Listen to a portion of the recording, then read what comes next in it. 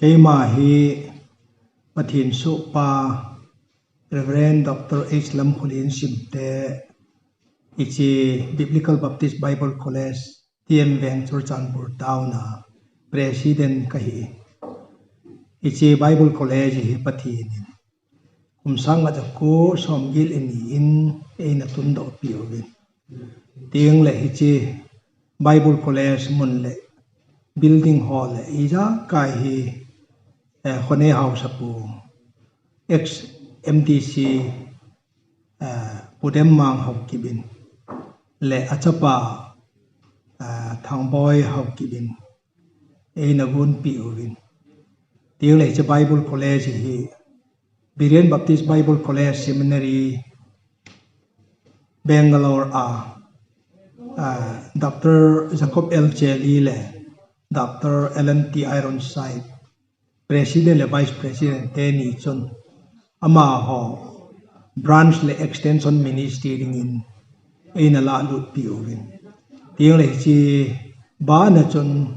Biblical Baptist Institution Incorporated of India noya hin government register akibolin so tiang le Asian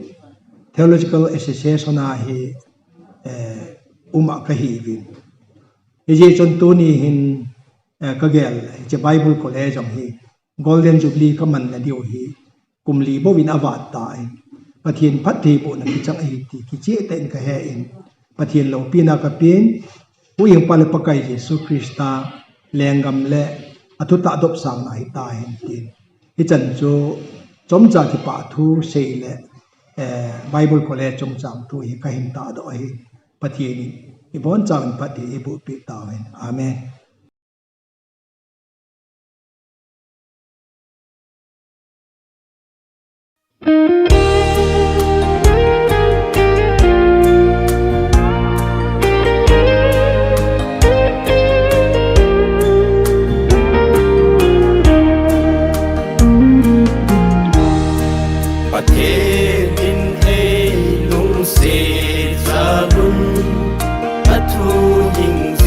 Home